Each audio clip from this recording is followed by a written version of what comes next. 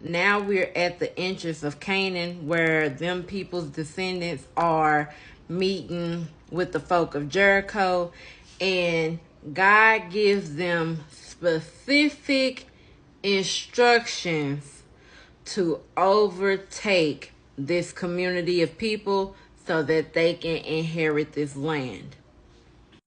Now, as I'm reading this, I go back in my head to the times of colonization when they began. And I guarantee you that this scene right here in Joshua is probably the one that started them on their journey of overtaking certain marginalized communities. So like I said in Bible Conjure, again, please go pick up the book and read it for yourself so that you get the understanding and the context in which I'm talking about. Once you do that, you will see the pattern in there to the pattern of today. But there is a huge difference. So the difference of overtaking the community then in the Bible compared to the overtaking of marginalized communities of our ancestors and of today are different, because them people back then had the spiritual authority to do so. And for it to be as successful as it was, they had to follow the instructions to the T. These people did not do that.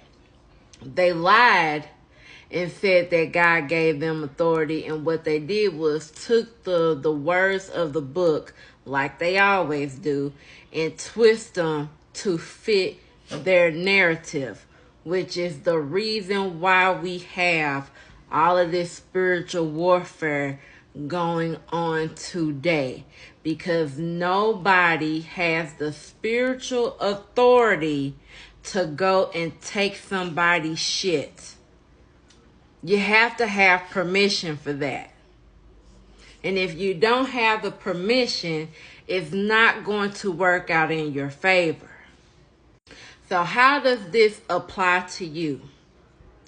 A lot of times we, me, you, be moving out of spiritual authority. You be asking for stuff, you be wanting for stuff, you desire for stuff, things of that nature. You get specific instructions from source, from universe, from your ancestors, from other spirits that walk with you and try to guide you, and you do the complete opposite of what you are told to do. And then you sit there and you wonder why the situation did not work out in your favor. Did you follow the instructions? And if you've been here since Bible Conjure, are you moving? What's that favorite word of mine? In alignment. Are you moving in alignment? Because when you are in alignment, then everything is in order. Going back to Genesis 1. So just a couple of key things from this verse. Number one, God's source, whatever you want to call it, can work through methods that do not flatter our ego. A lot of us have a problem with ego and pride, and that overshadows what we're really meant to be doing. Number two, faithfulness may look like repetitive workings before it looks fruitful. It might not happen one time. It might not happen in 2 times. Hell, it might not even happen in 3 times. But if it is meant for you to have, Remember that universe is conspiring in your favor. Number 3, silence can be discipline, not weakness. Some of y'all need to learn when to shut up. And when I say y'all, I'm including me. I always include me because I've been down those same roads. We all need to learn when to speak and when not to speak. Number 4, what feels like doing nothing may be preparation, alignment, and obedience.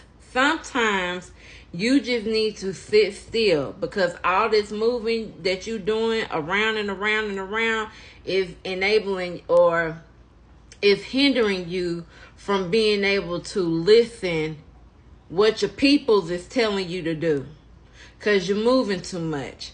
Pipe down. Okay, pipe down.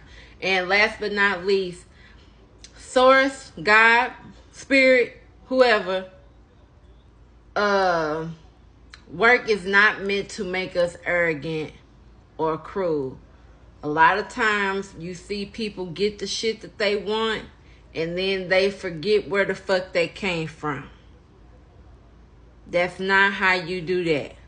Because now your blessings have become curses to those around you. That's not moving in integrity. That is moving in ego. And ego will kill your work quicker than anything else. So here are 3 reflection questions for you to answer for yourself. Number 1, what wall, Canaan, what wall in my life has made me feel shut out, stuck, or defeated? Number 2, where do I need discipline, consistency instead of a dramatic quick fix? And number 3, how can I pursue what source has for me without treating people as obstacles to conquer? Because who is the biggest obstacle in your story? It is you, not nobody else. And if it is somebody else, you let them become your obstacle on your own accord. Okay. That concludes Bible study with me, CM. Hoodoo Bible study with me, CM. I'll see y'all tomorrow.